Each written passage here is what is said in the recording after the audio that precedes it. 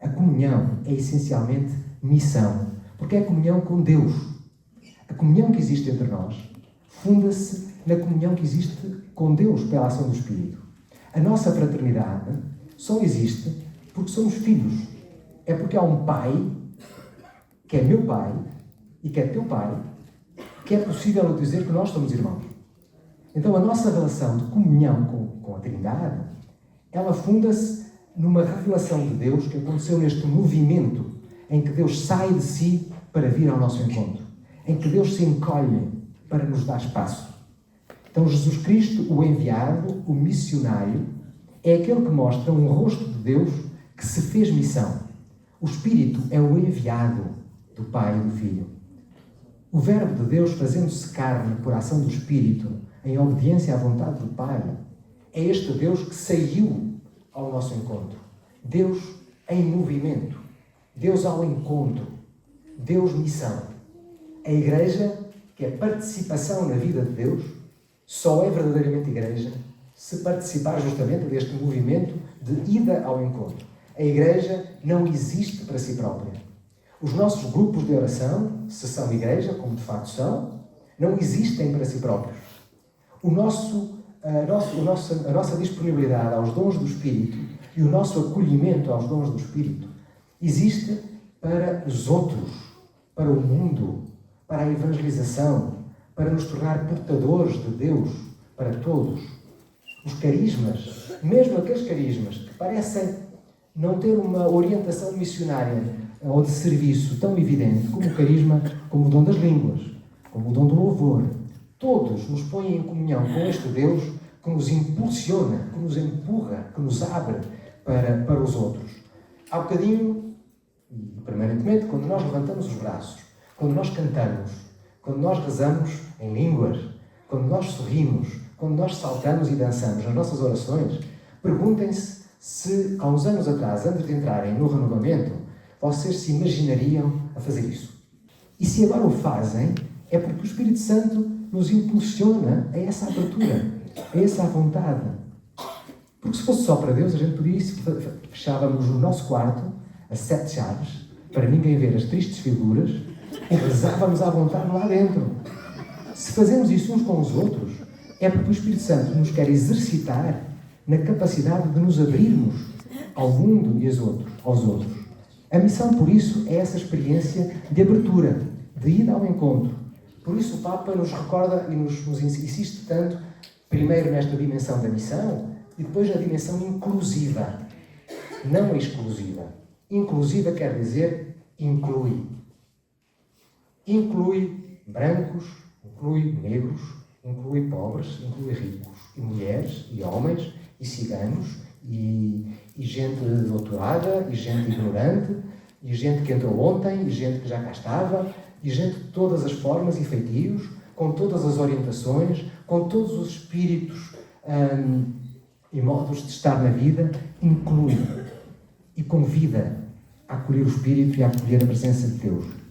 Então, cada um de nós, precisamente porque se vivemos com seriedade e com autenticidade a missão, temos que perceber que esta missão, ou esta comunhão com Deus, nos leva ao serviço. Então cada um de nós se questione como é que a minha vida é missão.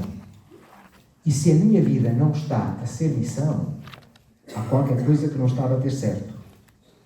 Sinais desta missão, com isto acabo. Atenção à carência e às ausências de sinais do reino de Deus. Nós somos enviados aí onde não há. Onde não há amor, onde não há evangelho.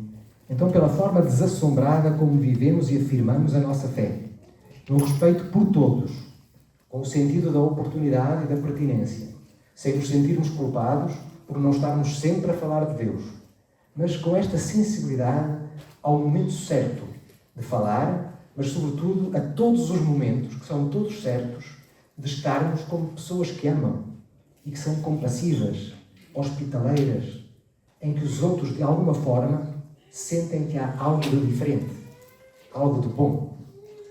Pelo desempenho de tarefas concretas de evangelização. Alguns não podem, Mas se calhar muitos de nós podemos, talvez possamos mais do que às vezes fazemos. Então questionemos-nos, será que eu poderia dar um pouco mais? Nós temos seminários de vida nova no Espírito. Às vezes não é fácil encontrar gente disponível para as equipas. Nós temos tantas coisas nas nossas paróquias, serviços sociais, serviços de catequese. Os párocos vêm segredos às vezes para encontrar gente que queira e que esteja disponível.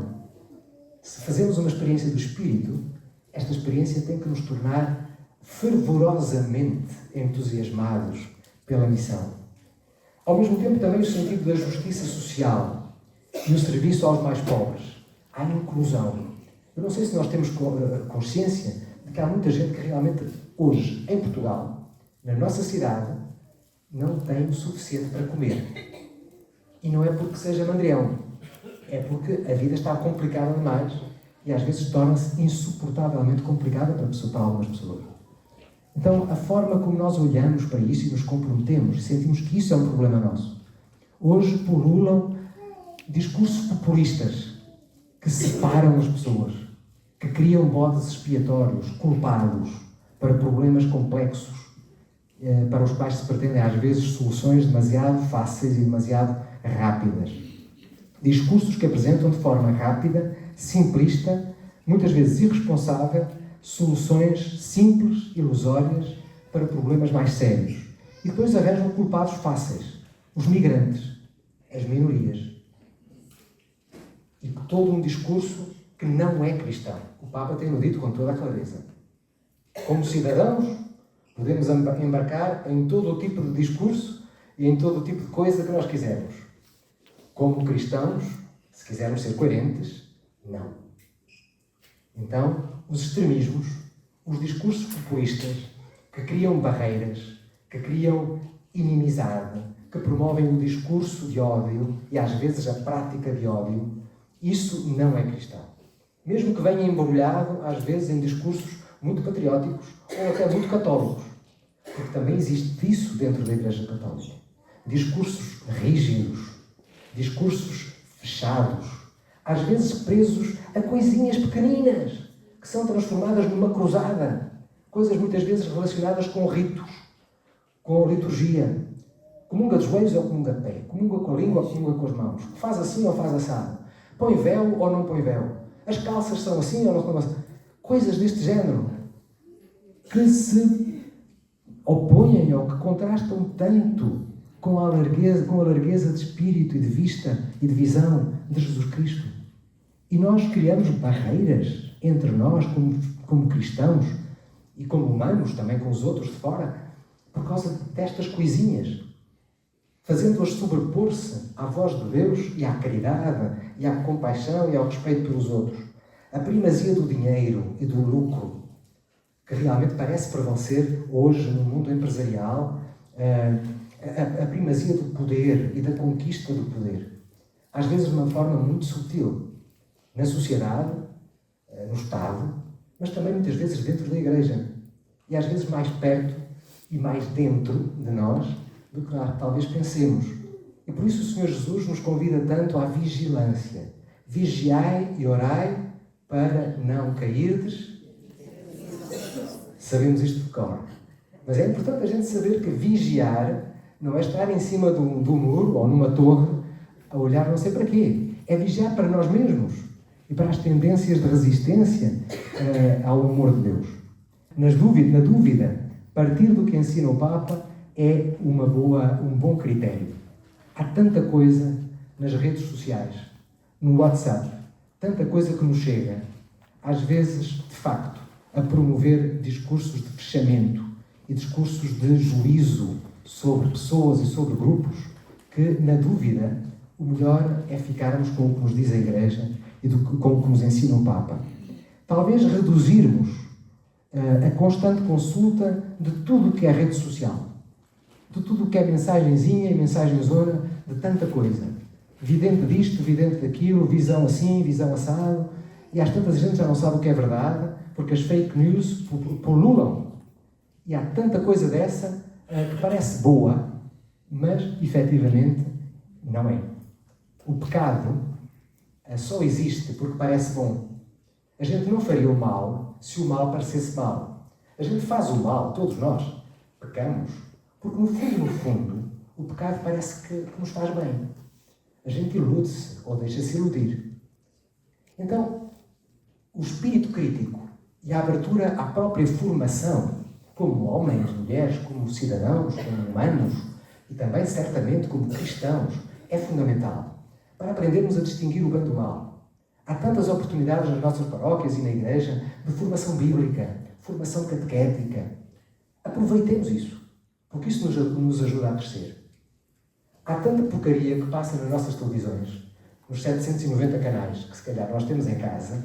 Será que a gente filtra?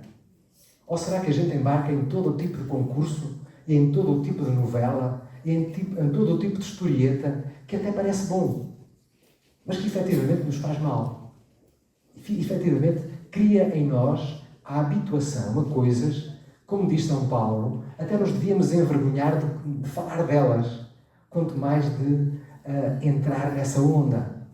Então não se trata de metermos a cabeça na areia, mas trata de sermos críticos e de recusarmos entrar, embarcar facilmente em todo o espírito de coisa. Comprometermos-nos, efetivamente, em associações, em movimentos concretos de ação em favor dos outros, em favor dos pobres. Colaborarmos. Às vezes, talvez, apenas ocasionalmente. Mas se pudermos estabilizar na nossa vida algum tipo de colaboração estável, habitual, isso faz-nos bem. O voluntariado faz-nos bem. Abertura à verdade de Jesus pelo diálogo com todos. Outras religiões, outras sensibilidades. Não tenhamos medo disso.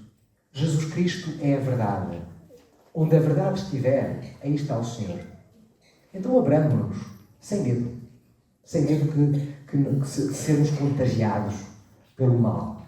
Porque se nós estivermos com o Senhor, o mal não nos vai contagiar. O testemunho do perdão e da reconciliação como sinal maior da verdade de Deus.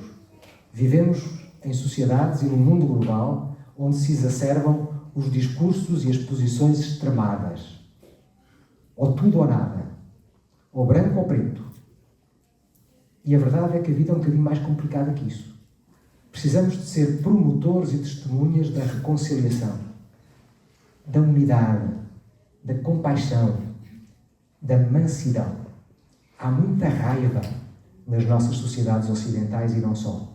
Há muitos discursos exacerbados, de gente aos gritos, também dentro da igreja. Então precisamos de cultivar um sinal tão forte do Evangelho, que é a mansidão, que é a serenidade, a capacidade de acolher o outro com paz, sem nos exacerbarmos. Há muitas tendências opressivas de caráter ideológico, muitas vezes em nome do pluralismo, mas que às vezes não são nada pluralistas. Ser cristão, hoje, é combatido ativamente. Então sermos capazes de sermos nós mesmos. Cultivar a reconciliação tem muitas expressões e muitos modos. Deixem-me só dizer-vos uma coisa que me parece muito importante. O sacramento da reconciliação é um dom precioso que o Senhor Jesus deixou à sua igreja. E se calhar muitos de nós embarcamos um pouco nesta ideia de que não é preciso. Ou de que não é assim muito, muito preciso. Não pequei assim tanto para me confessar. Confessemo-nos. Não porque é uma lei, não para cumprir a regra, mas para efetivamente experimentar, fazer esta experiência forte da compaixão de Deus, do amor de Deus, do perdão de Deus, que depois nos torna sensíveis aos outros, à compaixão pelos outros, ao perdão para os outros, à reconciliação e à integração das diferenças, com todo o respeito por cada pessoa.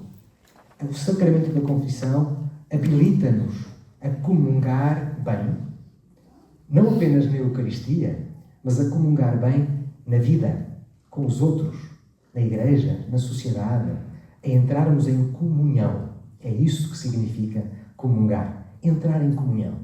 E este entrar em comunhão é este movimento de missão que nos torna capazes de sermos o rosto de Jesus.